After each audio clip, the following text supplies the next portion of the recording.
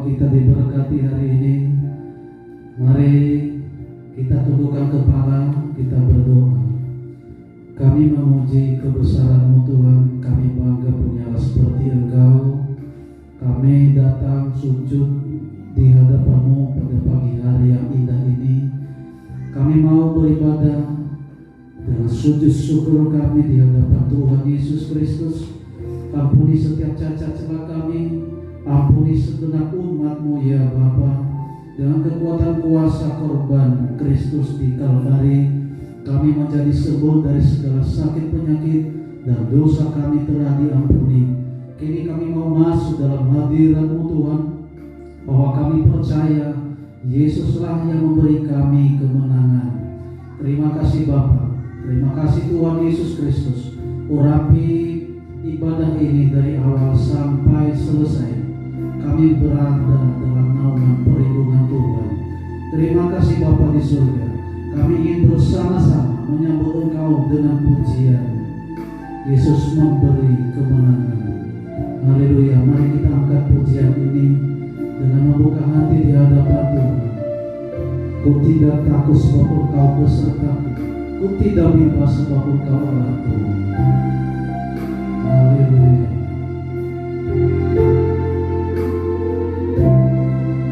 Ku tidak takut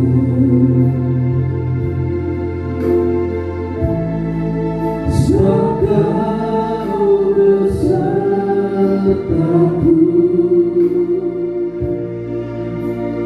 Ku tidak bimbang sebab Engkau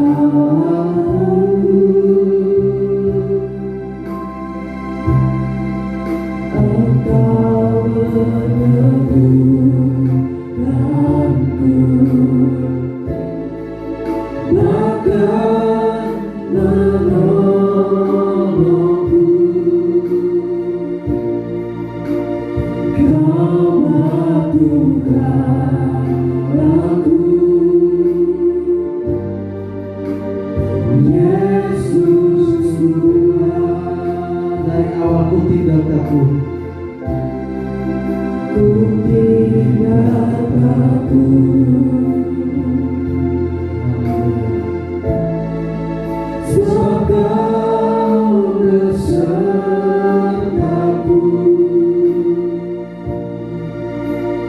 Ku tidak bimbang sebab Engkau Allahku. Engkau meneguhkanku,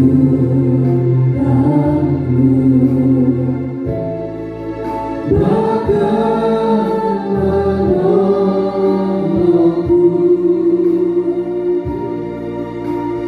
Kau lakukan aku,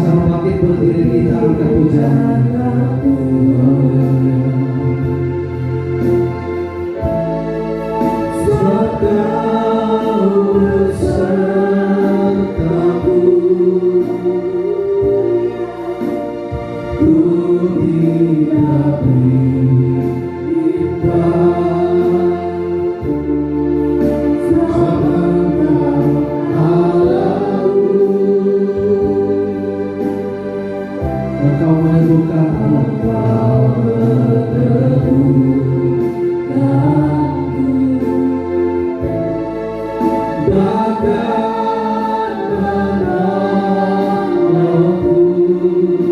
Kau batu karangku.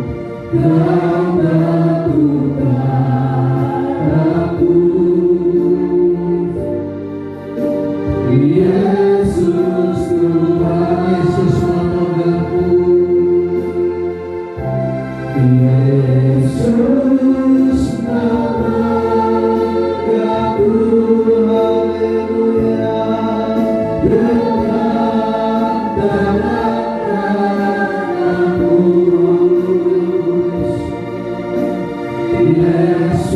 Yesus memberiku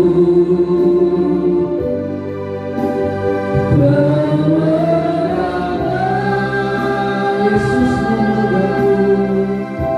Yesus memberiku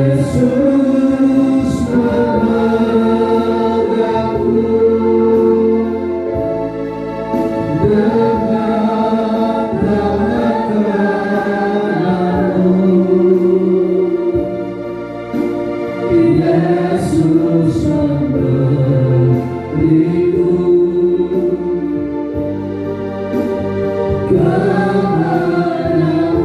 Yesus memberiku kemenangan. Yesus memegangku. Haleluya. Yesus memegangku dengan tangan-Mu. Yesus memberiku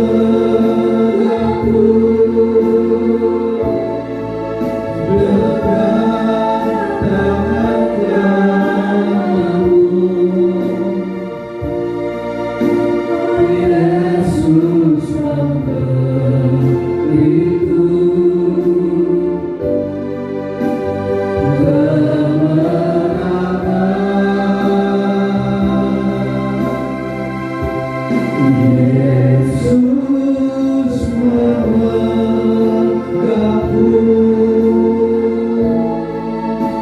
dengan tangan-Mu. Yesus memberiku kemenangan. Dari awal musik saja. Firman Tuhan berkata di dalam Yesaya pasal 46, janganlah takut sebab aku menyertai engkau. Janganlah bimbang sebab aku ini Allahmu. Aku akan menguatkan, bahkan akan menolong engkau. Aku akan memegang engkau dengan tangan kananku yang membawa kemenangan. Amin. Kita percaya bahwa Yesus yang membawa kita kepada kemenangan. Kita tidak perlu takut, tidak perlu bimbang akan hari esok. Mari kita miliki kacamata rohani, bukan kacamata jasmani. Kalau kita memakai kacamata jasmani, maka kita akan takut, kita bimbang.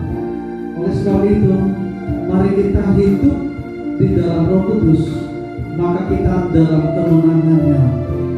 Haleluya. Refrain. Haleluya. Yesus memegangku. Yesus memegangku dengan tangan-Mu.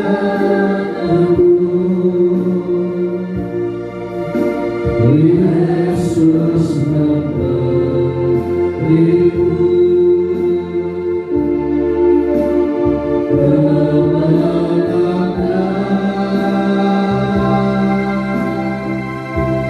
Yesus memegangku. Haleluya.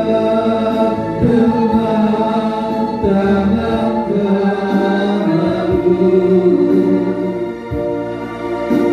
Yesus memberiku kemenangan. Yesus memberiku.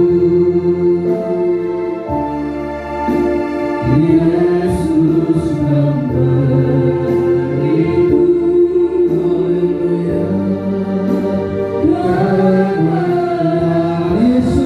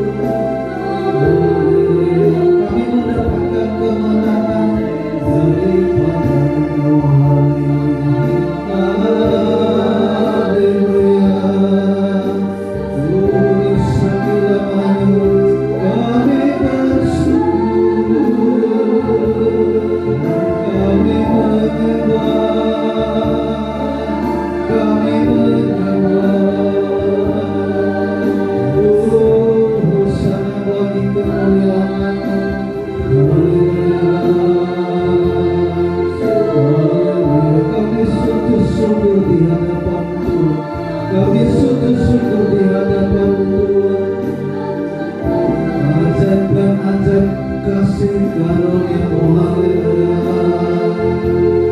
Haleluya.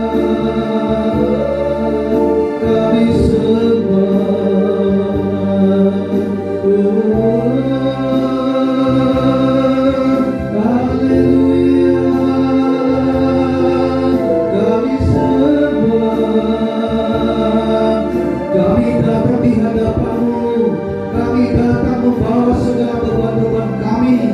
Kami datang dengan kerendahan hati di hadapan-Mu. Kami melupakan yang ada di belakang kami. Kami menghadap yang ada di depan kami. Sebab jurumudi kami adalah Yesus Kristus. Haleluya. Yesus Kristus yang memberi kemenangan bagi hidup kami. Haleluya. Haleluya.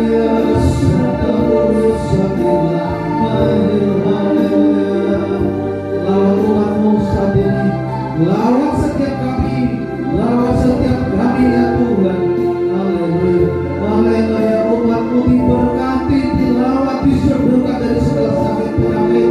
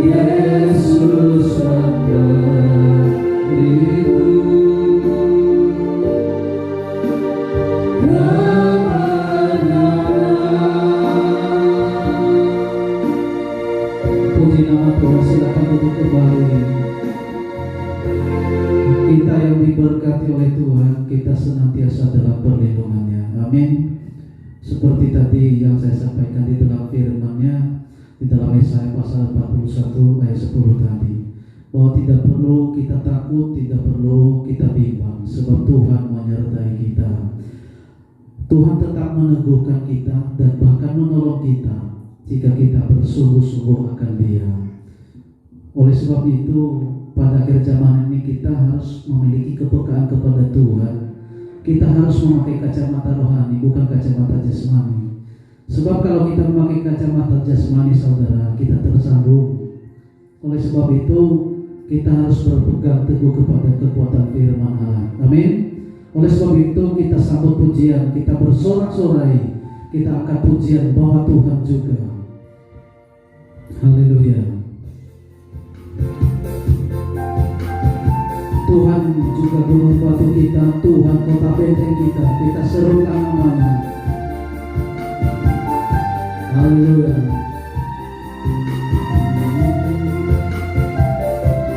Tuhan juga gunung batuku, bahwa Tuhan juga kota bentengku, bahwa Tuhan juga penolongku, yaitu Allahku dan gunung batuku. Bahwa Tuhan juga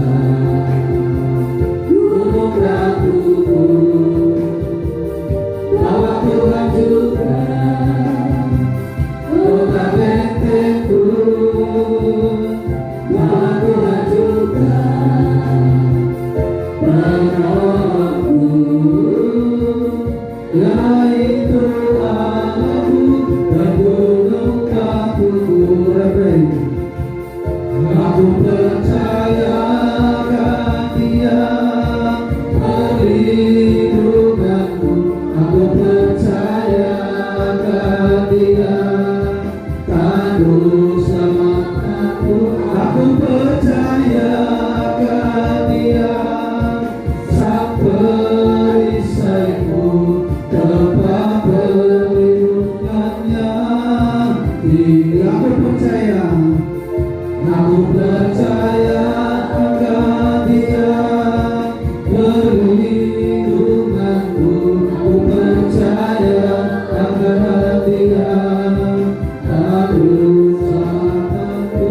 Aku percaya akan Dia sang perisaiku, tempat perlindungannya. Ini untuk kasih kau dengan kasih Tuhan, kasih kau dengan kasih Tuhan, untuk kasih kau dengan kasih Tuhan.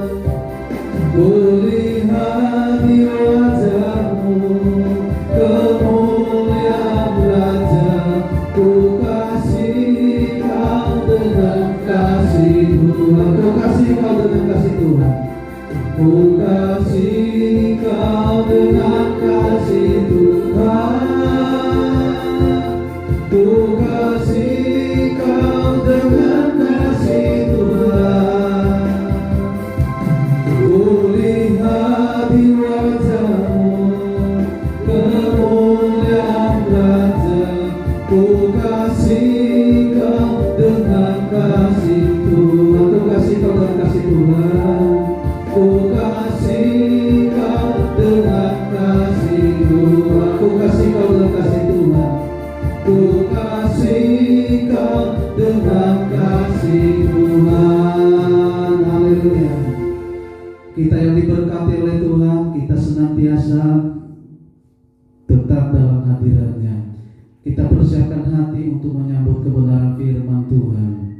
Kita percaya bahwa kuasa Allah tidak pernah tersembunyi bagi kita. Amin. Mari kita sambut dengan pujian ini. Tak tersembunyi kuasa Allah.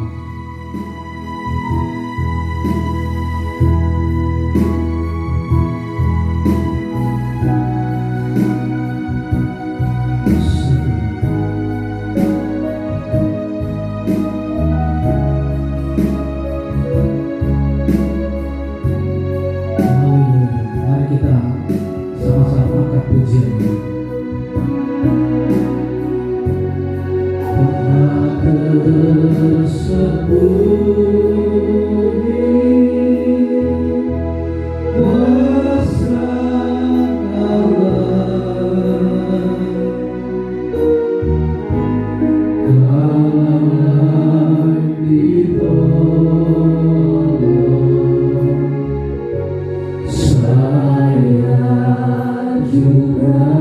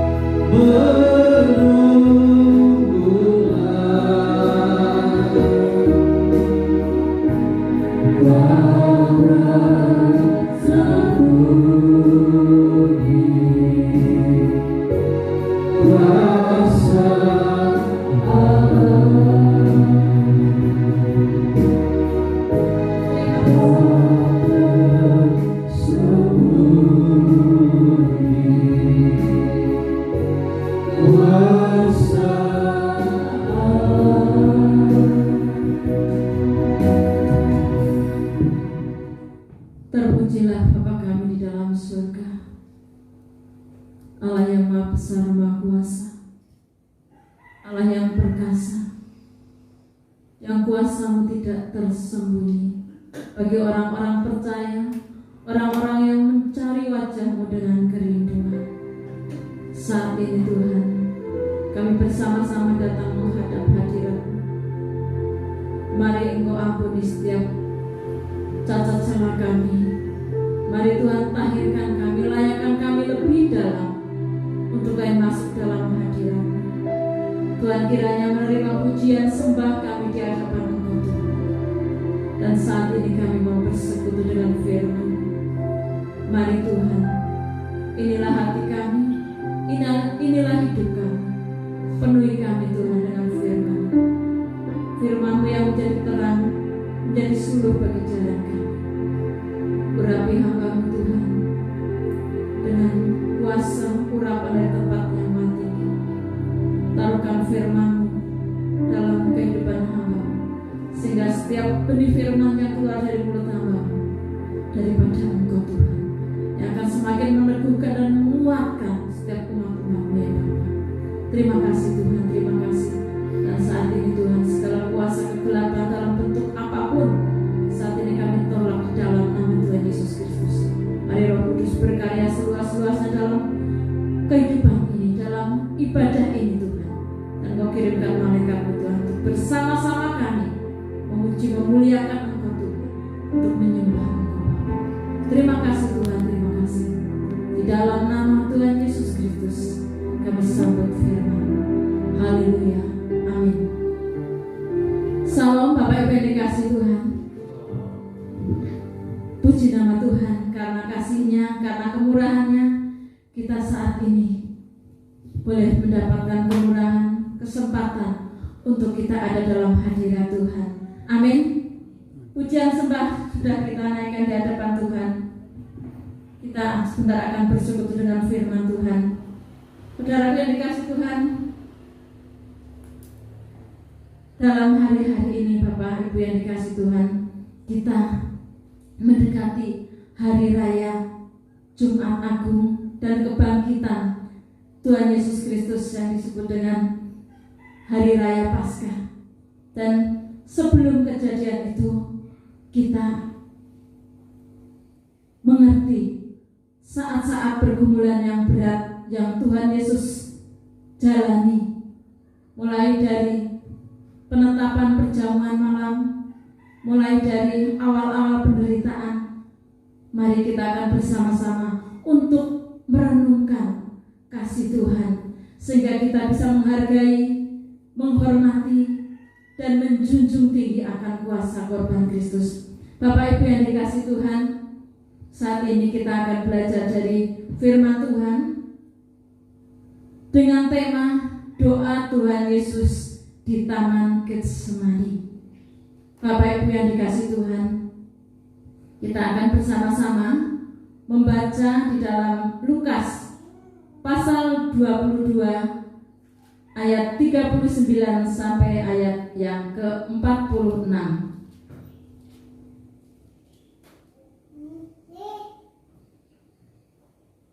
Lukas pasal 22 ayat 39 sampai 46. Begini bunyi firman Tuhan di Taman Getsemani. Lalu pergilah Yesus keluar kota, dan sebagaimana biasa ia menuju Bukit Zaitun. Murid-muridnya juga mengikuti dia. Setelah tiba di tempat itu, ia berkata kepada mereka, "Berdoalah supaya kamu jangan jatuh ke dalam pencobaan." Kemudian ia menjauhkan diri dari mereka, kira-kira sepelepar batu jaraknya.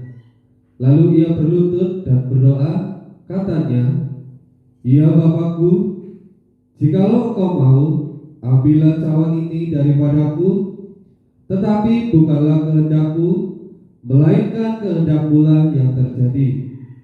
Maka seorang malaikat dari langit menampakkan diri kepadanya untuk memberi kekuatan kepadanya. Ia sangat ketakutan dan makin bersungguh-sungguh berdoa. Peluhnya menjadi seperti titik-titik darah yang bertetesan ke tanah. Lalu ia bangkit dari doanya dan kembali kepada murid-muridnya. Tetapi ia mendapati mereka sedang tidur karena duka cita. Katanya kepada mereka, "Mengapa kamu tidur? Bangunlah dan berdoalah, supaya kamu jangan jatuh ke dalam pencobaan." Amin. Puji nama Tuhan. Bapak Ibu yang dikasih Tuhan, di dalam Injil Lukas dituliskan pergumulan Tuhan Yesus di Taman Getsemani. Kisah ini juga ditulis di dalam Matius pasal 26 ayat 36 sampai 46. Kemudian ada di dalam Markus pasal 14 ayat 32 sampai dengan 42. Bapak Ibu saudaraku yang dikasih Tuhan, kita sering mendengar dan tidak asing kata Getsemani. Getsemani adalah tempat kesukaan di mana Tuhan Yesus seringkali untuk datang ke tempat ini dengan tujuan untuk berdoa. Karena hari-harinya Tuhan selain melayani umat di siang hari, Tuhan Yesus itu berdoa di malam hari. Dan salah satu tempat yang sering Tuhan Yesus datangi adalah Taman Getsemani. Taman Getsemani itu terletak di kaki Bukit Zaitun. Jadi ada Bukit Zaitun, kemudian ada di situ taman yang namanya Taman Getsemani. untuk berdoa. Saudaraku yang dikasihi Tuhan, seberapa penting doa dalam kehidupan kita. Tidak sedikit ya orang Kristen itu sering menganggap doa itu sebagai bagian yang kesekian kalinya, bukan yang menjadi utama. Terbukti kalau misalnya ada kegiatan-kegiatan doa itu akan lebih sedikit jumlahnya daripada kalau ada perayaan-perayaan. Tetapi saudaraku yang dikasihi Tuhan, Tuhan memberikan contoh untuk kita semuanya. Bagaimana Tuhan itu menggunakan hari-hari hidupnya untuk mendekat kepada Bapa, untuk berdoa kepada Bapa. Doa kadang dianggap suatu kegiatan yang membosankan, yang menjemukan, membuang-buang waktu. Buat apa berdoa lama-lama? Buat apa menyembah Tuhan lama-lama? Berdoa sekilas saja. Misalnya mau makan, mau tidur, bangun tidur, mengucapkan terima kasih, mau pergi biar dilindungi. Itu seringkali dilakukan. Tetapi saudara yang dikasihi Tuhan, mari kita akan belajar dari Tuhan kita. Dia yang maha besar, Dia yang maha kuasa. Saat menjadi manusia, saat menjadi manusia sebagai hamba. Dalam Injil Lukas, Tuhan Yesus dilukiskan sebagai anak manusia. Dia sebagai manusia menggantungkan hidupnya kepada Allah Bapa. Dia selalu hidup di dalam sembah, di dalam doa. Jadi bukan hanya berdoa itu kalau sedang dalam keadaan sulit, keadaan dalam pencobaan, dalam kekurangan, dalam himpitan, baru Tuhan tolonglah aku, tolong. Tetapi pada keadaan aman, keadaan sukacita, keadaan diberkati, lupa. Itu jangan sampai terjadi dalam kehidupan kita. Di dalam keadaan sudah aman, damai, terberkati, kita tetap untuk menyembah Tuhan, untuk berdoa. Apalagi waktu kita dalam himpitan, dalam pencobaan, kita berseru kepada Tuhan. Jadi doa itu menjadi suatu kebiasaan yang baik, suatu gaya hidup. Hidup tanpa doa itu tidak ada kekuatan. Karena doa, kalau dijabarkan itu dialog dengan Allah, berbicara, berkata-kata, berkomunikasi dengan Allah. Dan doa adalah nafas hidup. Bapak Ibu yang dikasihi Tuhan, Tuhan Yesus dalam hidupnya sebagai pendoa, tetapi Dia juga sebagai gembala umat manusia yang siang malam mendoakan umat-umatnya supaya mendapatkan anugerah keselamatan. Dia juru selamat manusia. Dia juga pendidik, pengajar untuk mengajarkan setiap kebenaran firman Tuhan. Kalau saudara membaca di dalam Injil, baik Matius, Markus, Lukas, dan Yohanes, kita akan mengerti perjalanan hidup dari Tuhan Yesus Kristus. Dia selalu mengutamakan doa. Dia selalu mengutamakan keselamatan jiwa-jiwa. Dia selalu berdoa, berserah kepada Tuhan, dan juga mengajarkan kebenaran firman Tuhan. Bapak Ibu yang dikasihi Tuhan, Tuhan Yesus dilukiskan dalam Injil Lukas adalah sebagai anak manusia. Kalau dalam Matius sebagai raja. Kemudian kalau dalam Tuhan Yesus sebagai hamba, dalam Lukas sebagai anak manusia, di dalam Injil Yohanes sebagai anak Allah. Jadi Bapak Ibu yang dikasihi Tuhan, kita akan melihat, menyoroti, memperhatikan apa yang diceritakan, apa yang dilukiskan, apa yang disampaikan oleh Lukas dalam Injil Lukas, bahwa Tuhan Yesus Kristus sebagai anak manusia. Dia selalu berdoa kepada Allah. Ketika dia dibaptis, dia berdoa. Kemudian Roh Tuhan turun atas dia.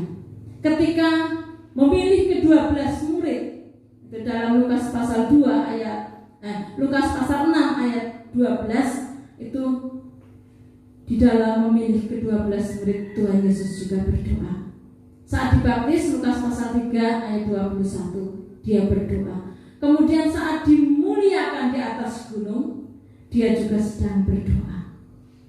Dalam Lukas 9 ayat 29 dan seterusnya, kita mengerti, kita belajar bahwa hari-hari hidupnya tidak pernah dilewati tanpa berdoa.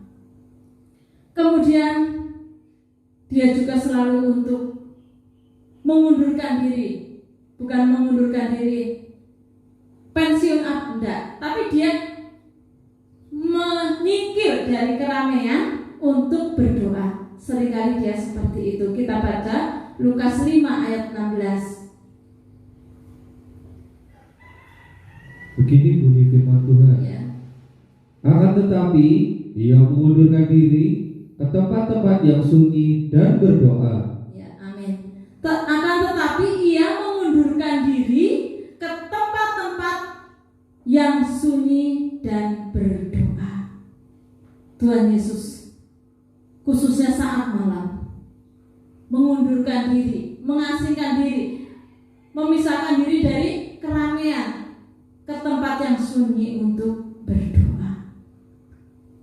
Kadang kita perlu tempat yang tidak ramai untuk kita bisa khusus datang kepada Tuhan, sehingga hubungan kita terkoneksi dengan Tuhan, terhubung, sehingga kita bisa mengutarakan isi hati kita, dan kalau Tuhan berbicara kita bisa mendengarkan suara Tuhan. Bapak Ibu yang dikasihi Tuhan, di dalam puncak pergumulannya, puncak pergumulan yang Tuhan Yesus lakukan adalah di Taman Getsemani. Di Taman Getsemani, di kaki Bukit Zaitun, dia berdoa karena dia mengerti sesaat lagi dia akan menjadi pelaksana puncak dari rencana Allah untuk menanggung dosa umat manusia. Sampai Bapak Ibu yang dikasihi Tuhan, di dalam Taman Getsemani itu dia berdoa dengan sungguh-sungguh sampai mengeluarkan peluh, keringat seperti titik-titik darah. Tuhan mengalami dilema. Dilema itu suatu pilihan yang sulit. Dimakan anak mati, tidak dimakan ibu mati. Ada pepatah seperti itu. Jadi sama-sama sulit. Tetapi Tuhan itu di dalam dilema ini, Tuhan menyerahkan diri kepada Tuhan dengan mendekatkan diri, dengan berdoa, dengan bersungguh-sungguh berdoa di hadapan Tuhan. Di satu sisi, Tuhan Yesus Kristus itu tahu bahwa kehendak Allah, rancangan Allah untuk keselamatan umat manusia akan digenapi di dalam hidupnya. Tetapi di sisi lain, Bapak Ibu Saudara yang kasih Tuhan, Tuhan Yesus Kristus tahu bahwa penderitaan yang harus dihadapi itu sangatlah berat. Sangat berat.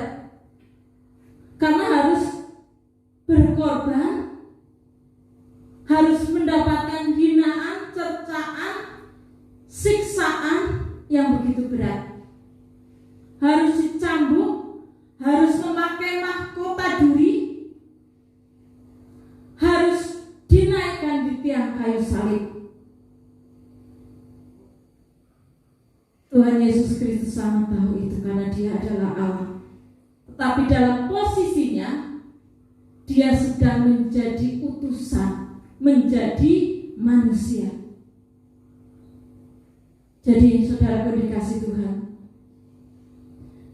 di dalam dilema ini Dia merasa sedih, takut, gentar secara manusia. Tetapi kalau memandang rencana Allah Bapa yang di surga, Dia bersukacita karena akan dipakai untuk menjadi penyelamat bagi umat manusia. Di dalam hal ini Dia datang kepada Bapa di Bukit Zaitun di Taman Getsemani ini. Kita akan membaca ayat 42 ya. Jadi dalam Lukas 22 tadi,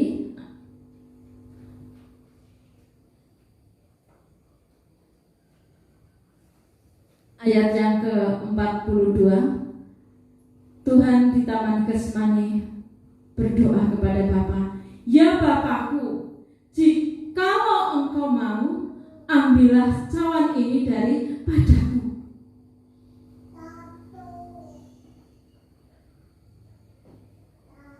Karena beratnya derita yang harus Dia tanggung secara manusia tidak mampu ya. Jikalau Engkau mau Tuhan, cawan ini lalu daripadaku. Di dalam Matius juga dikatakan, sekiranya mungkin cawan itu lalu daripadaku. Itu saat berdoa. Dan murid-muridnya yang ikut adalah 3 orang, Petrus, Yakobus, dan Yohanes. Ada di satu tempat. Kemudian jaraknya dengan Tuhan Yesus itu dikatakan sepelempar batu. Sepelempar batu itu ya kira-kira lemparan batu saudara itu berapa meter? Mungkin 15 atau 20 meter. Kalau anak kecil ya mungkin 10 meter. Jadi ada jarak. Yesus sendirian bergumul berdoa kepada Bapa. Sementara murid-muridnya itu didapatinya sedang tidur. Jikalau Engkau mau, ambillah cawan ini daripadaku Bapa. Tetapi bukanlah kehendakku, melainkan kehendak-Mu lah yang terjadi. Tuhan Yesus Kristus menyerahkan kepada kehendak Bapa. Biarlah kehendak Bapa yang terjadi. Kemudian ayat 43. Maka seorang malaikat dari langit menampakkan diri kepadanya untuk memberi kekuatan kepadanya. Haleluya. Saat dalam pergumulan berat, Tuhan Yesus Kristus ditopang oleh malaikat yang dari surga. Amin. Tuhan Yesus mendapatkan kekuatan untuk menjadi pelaksana kehendak Bapa di surga, untuk menjadi penyalur keselamatan bagi umat manusia. Kita belajar dari apa yang Tuhan Yesus jalani. Saat kita berdoa, saat kita mempunyai pergumulan, kita mempunyai beban berat apapun, kita serahkan kepada Tuhan. Saat kita mempunyai suatu keinginan atau kerinduan, kita datang kepada Tuhan. Tetapi biarlah kita akhiri segala doa permohonan kita. Biarlah kehendak-Mu yang jadi. Amin. Kita akan menyerah kepada kehendak Bapa di surga. Kita kita tidak bisa untuk melawan kedaulatan Tuhan.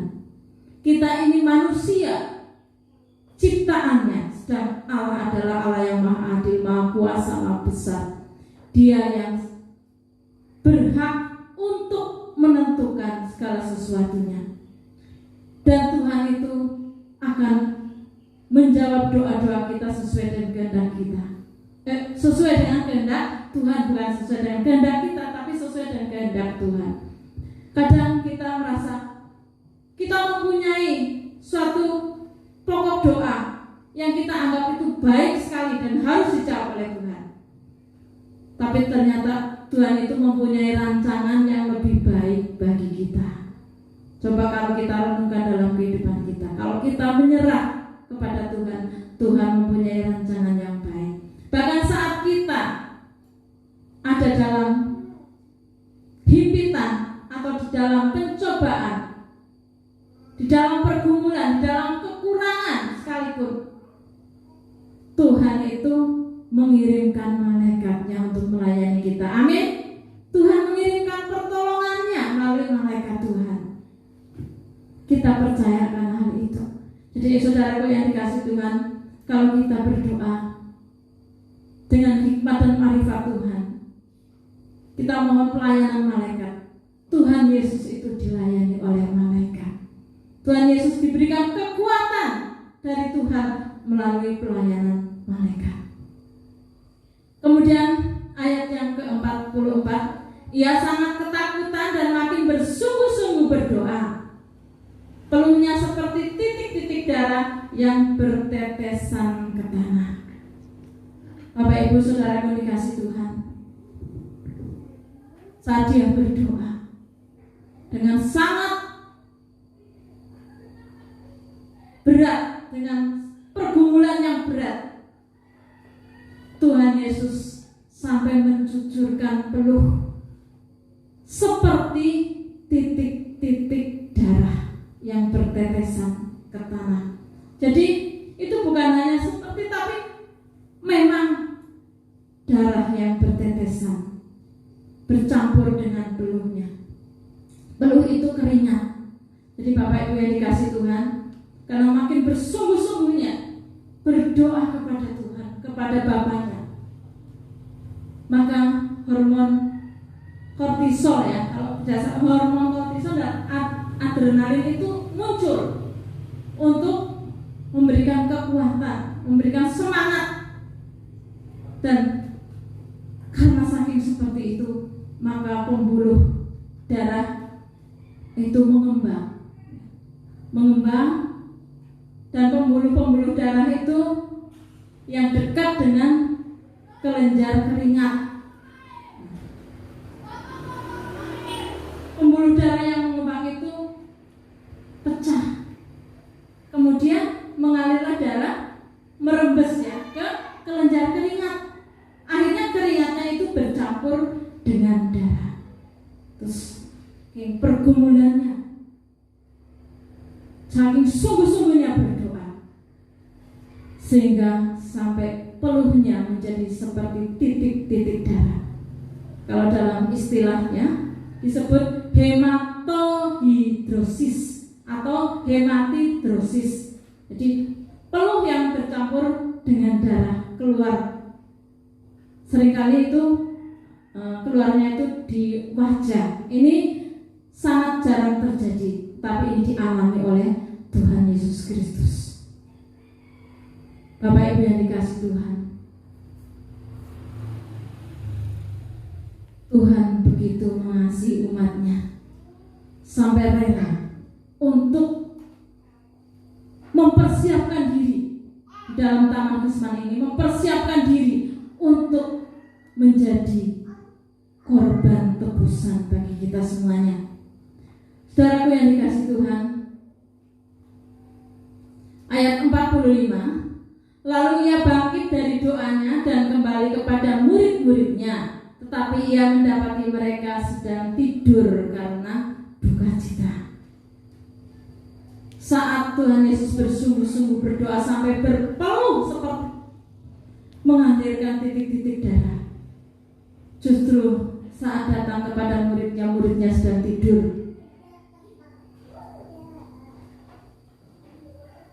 Mengapa kamu tidur? Tidak kamu bisa berjaga-jaga dengan aku 1 jam saja? Itu di dalam Matius dilukiskan seperti itu. Kemudian dia kembali berdoa, mengucapkan doa yang sama. Sekiranya mungkin cawan itu lalu daripadaku. Kalau cawan itu tidak mungkin lalu, biarlah kehendakmu yang jadi. Selalu menyerah kepada Allah Bapa. Kemudian datang lagi kepada murid-muridnya. Murid-muridnya tidur. Murid-muridnya tidak berjaga. Kemudian kembali lagi ke tempat doa yang tadi, yang sepelempar batu jauhnya tadi. Berdoa lagi untuk doa yang sama. Bapak Ibu yang dikasihi Tuhan, Tuhan begitu mengasihi kita. Dia terus memperjuangkan keselamatan untuk umat-umatnya. Mari kita umat-umat Tuhan, jangan sampai kita lengah seperti murid-murid Tuhan yang selalu tidur, sehingga saatnya Tuhan Yesus ditangkap, mereka berlarian, mereka menyangkal Tuhan, mereka kembali kepada posisi awal sebelum bertobat.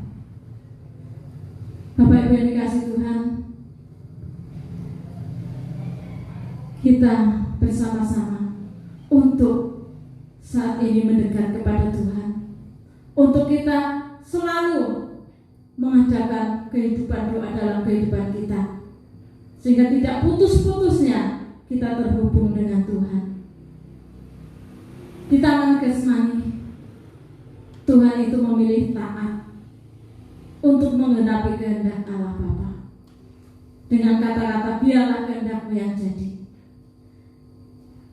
Kita juga belajar untuk kita taat kepada Allah Bapa. Biarlah kehendak Tuhan yang jadi dalam hidupku. Biarlah hidupku memuliakan Tuhan. Biarlah hidupku diperkenan oleh Tuhan. Biarlah hidupku semakin hari semakin mengasihi Tuhan dan dipakai oleh Tuhan di hari-hari yang Tuhan percayakan dalam kehidupan kita. Bagaimana respon kita, Bapak Ibu yang dikasihi Tuhan? Kita baca dalam ayat 40 dan 46. Tuhan Yesus itu berkata demikian. Ayat yang ke-46. 40 dulu. Ayat yang ke-40. Ya. Setelah tiba di tempat itu, ia berkata kepada mereka, berdoalah supaya kamu jangan jatuh ke dalam pencobaan. Amin. Jadi berdoalah supaya kamu jangan jatuh ke dalam pencobaan. Jadi kalau tidak berdoa, jarang berdoa, mengandalkan kekuatannya sendiri, mengandalkan pikirannya sendiri, mengandalkan kemampuan sendiri, bisa jatuh ke dalam pencobaan. Supaya terhindar dari pencobaan, berdoa. Seminim-minimnya berdoa itu 1 jam. Syukur bisa lebih. Sering saya bersuka cita kalau misalnya bangunnya lebih awal, jam 2, jam 3, bisa mempunyai lebih banyak waktu untuk intim dengan Bapa di surga. Sehingga kehidupan kita ini di dalam menghadapi keadaan apapun, kita bisa tenang, kita bisa menyerah, kita bisa berharap hanya kepada Tuhan, sehingga tidak gerungsang atau pikirannya tidak kacau, tetapi lebih tenang. Biarlah kehendak Bapa yang terjadi, supaya kamu jangan jatuh ke dalam pencobaan. Berdoa ya. Kemudian ayat yang ke-46, katanya kepada mereka, mengapa kamu tidur? Bangunlah dan berdoalah supaya kamu jangan jatuh ke dalam pencobaan. ya, ini diulang lagi. Setelah turun dari doa, murid-muridnya tidur, ditegur seperti itu. Dan naik lagi, turun lagi, ditegur seperti itu, diperingatkan. Mengapa kamu tidur? Jadi jangan tidur. Apalagi saat-saat ini, saat-saat katakan zaman akhir. Jangan tidur. Bangunlah dan berdoalah supaya kamu jangan jatuh ke dalam pencobaan. Amin. Supaya jangan jatuh dalam pencobaan. Saudara dikasih Tuhan, kita baca Matius 26 ayat 40. Begini bunyi firman Tuhan. Ya. Setelah itu, ia kembali kepada murid-muridnya itu dan mendapati mereka sedang tidur. Dan ia berkata kepada Petrus, "Tidakkah kamu sanggup berjaga-jaga 1 jam dengan aku?" Ya, amin. Tidakkah kamu sanggup berjaga-jaga 1 jam dengan aku? Untuk berjaga-jaga berdoa. Saudaraku yang dikasih Tuhan, ayat 41, "Berjaga-jagalah dan berdoalah supaya kamu jangan jatuh ke dalam pencobaan. Roh memang penurut, tetapi daging lemah." ya. Tuhan katakan berjaga-jagalah dan berdoalah supaya kamu jangan jatuh ke dalam pencobaan. Roh memang penurut tetapi daging lemah. Sekarang kita mau menuruti roh atau menuruti daging? Kalau daging itu lemah. Tapi kalau kita menurut kehendak Bapa, maka kita akan senantiasa diberikan kekuatan yang baru. Saudaraku yang dikasih Tuhan, dari pembacaan firman Tuhan, kita bersama-sama untuk memahami, untuk bisa mengerti betapa Tuhan mengasihi kita. Dia berkorban untuk kita, Dia selalu berdoa untuk kita. Gembala kecil saja senantiasa berusaha berdoa untuk mendoakan keselamatan, kesejahteraan umat-umat yang dipercayakan. Apalagi Dia, Sang Gembala Agung. Dia sangat mengasihi kita sehingga Dia berkorban untuk keselamatan kita. Bahkan Tuhan sanggup untuk memelihara kehidupan kita kalau kita tetap dekat dengan Tuhan. Kondisi dunia ini semakin cemar oleh dosa. Secara umum, dosa merajalela. Dan juga di dalam pribadi kita juga sering untuk terpancing berbuat dosa, berbuat kesalahan. Tetapi kalau kita hidup di dalam doa, di dalam sembah, kita akan terkontrol oleh Tuhan. Dan kita ada kedekatan dengan Tuhan sehingga tidak jatuh ke dalam pencobaan, tidak jatuh ke dalam kesusahan. Bapak Ibu yang dikasih Tuhan, kalau kita bersandar kepada Tuhan di dalam doa, kita selalu merindukan Tuhan, selalu rindu untuk berlama-lama di kaki Tuhan. Maka kita memiliki kepekaan secara rohani, sehingga segala sesuatu kita tidak mudah untuk terguncang. Kita memiliki kepekaan sehingga tenang. Kemudian kita mendapatkan kekuatan daripada Tuhan. Karena Tuhan itu akan mengirimkan malaikatnya untuk setiap kita yang rindu dan setia berdoa kepada Tuhan.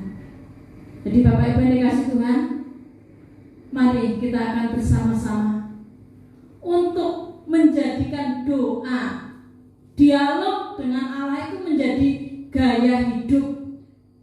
Gaya hidup itu menjadi pakaian kita sehari-hari. Bukan hanya ketika sulit, ketika kekurangan, ketika pencobaan, ketika terancam, berdoa sungguh-sungguh, tapi ketika aman, tidak berdoa. Jangan seperti itu Bapak Ibu. Mari menjadikan doa itu gaya hidup. Dalam suka, dalam duka, dalam kelimpahan, dalam kekurangan, dalam sehat, dalam sakit, dalam keadaan apapun, kita berdoa kepada Dia. Berdoa itu bukan hanya meminta, tetapi berdoa itu ada rangkaiannya. Memuji, memuliakan nama Tuhan dengan pujian, dengan lagu-lagu rohani yang kita bisa. Kita angkat pujian kita, sanjung kita kepada Bapa di surga. Kemudian meningkat menjadi menyembah, adorasi, memuliakan Tuhan dengan sembah kita. Bisa dengan bahasa akal, kita menyembah Tuhan, dan juga terlebih kita menyembah di dalam roh dan kebenaran dengan menggunakan bahasa roh, bahasa yang tidak dipahami oleh manusia, tetapi Allah Bapa mengerti. Itulah yang memimpin kita untuk berdoa kepada Dia. Memuji, menyembah, kemudian berdoa syafaat. Doa syafaat itu berdoa untuk orang lain, berdoa untuk bangsa negara supaya diberikan kesejahteraan, berdoa untuk kota kita supaya aman, tentram, sejahtera, berdoa untuk keluarga, untuk sanak famili, untuk bangsa-bangsa. Itu doa syafaat. Untuk pemerintahan, itu juga diperintahkan Tuhan untuk kita mendoakan. Kemudian yang terakhir adalah doa pribadi. Doa pribadi itu doa untuk diri sendiri. Bukan berarti kalau doa pribadi itu egois, tidak. Jadi tadi kan sudah berdoa syafaat, kemudian berdoa untuk pergumulan masing-masing. Dan Tuhan itu sangat mengerti, sangat paham akan segala pergumulan kita. Di saudaraku yang dikasih Tuhan, Tuhan Yesus Kristus memberikan teladan kepada kita untuk menjadikan hidupnya adalah hari-hari di dalam doa. Sehingga saat ada pencobaan, Tuhan itu memberikan kekuatan sehingga tidak jatuh ke dalam pencobaan itu. Mari Bapak Ibu yang dikasih Tuhan, saat ini kita akan bersama-sama menyerahkan hidup kita kepada Tuhan. Mari Tuhan jadikan hidupku ini adalah tempat untuk Roh Kudus bertata, untuk kami selalu merindukan Tuhan di dalam doa dan sembah. Puji nama Tuhan, biarlah berkat firman Tuhan menjadi bagian untuk kita semuanya. Kita akan sama-sama masuk dalam sembah dan kita akan menikmati perjamuan kudus. Ku berharap kepadamu.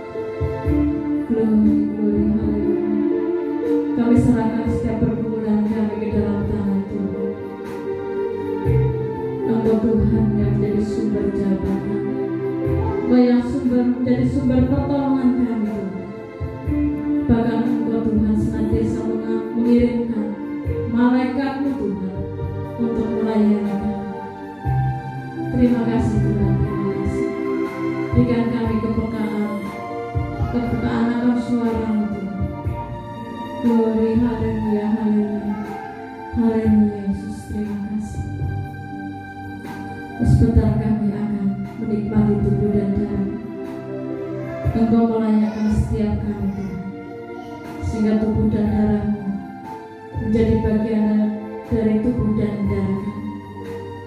Kami mengalami kematian, kebangkitan bersama Engkau dan kemuliaan bersama Engkau Tuhan. Mari Bapa Surgawi, Engkau memberkati roti dan anggur yang akan kami nikmati menjadi tubuh dan darah Tuhan. Akan kami makan bersama-sama dalam perjamuan kudus ini. Terima kasih Bapa, dalam nama Tuhan Yesus Kristus. Amin. Tubuh dan darah Tuhan yang akan kita nikmati bersama. Kita angkat tubuh Tuhan. Firman Tuhan dalam Matius 26 ayat 26 sampai 28. Dan ketika mereka sedang makan, Yesus mengambil roti, mengucap berkat, memecah-mecahkannya, lalu memberikannya kepada murid-muridnya dan berkata, "Ambillah, makanlah, inilah tubuhku." Haleluya, terima kasih Tuhan.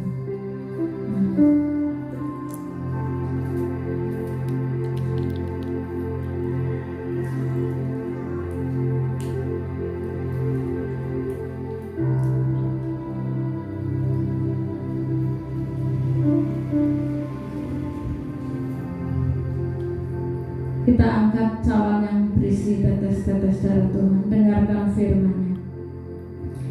Sesudah itu ia mengambil cawan, mengucap syukur, lalu memberikannya kepada mereka dan berkata, "Minumlah kamu semua dari cawan ini, sebab inilah darahku, darah perjanjian yang ditumpahkan bagi banyak orang untuk pengampunan dosa."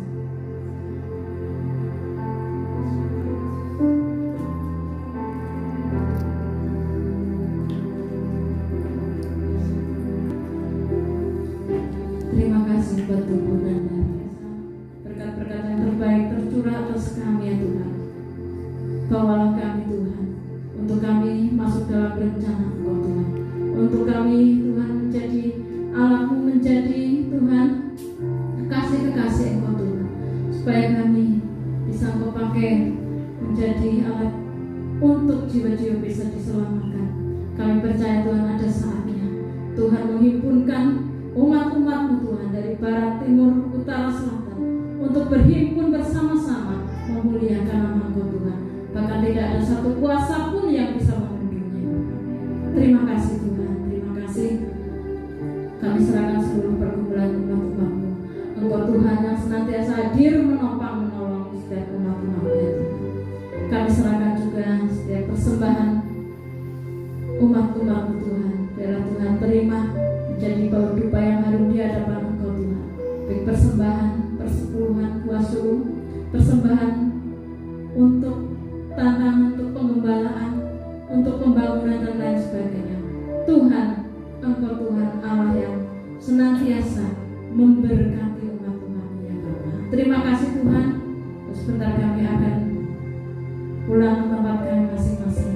Kami senantiasa berkat rahmat dan kasih-Mu Tuhan tercurah dalam kehidupan kami. Penyertaan Tuhan turun atas kami ya Tuhan. Terima kasih Tuhan, terima kasih Bapak Ibu Saudara yang dikasih Tuhan. Sekarang terimalah berkat-berkat yang terbaik, berkat-berkat rohani, berkat-berkat jasmani, berkat perlindungan, kasih penyertaan Tuhan turun atas kehidupan saudara mulai saat ini sampai selama-lamanya, di dalam nama Bapa, Anak dan Roh Kudus, di dalam nama Tuhan Yesus Kristus. Haleluya, amin.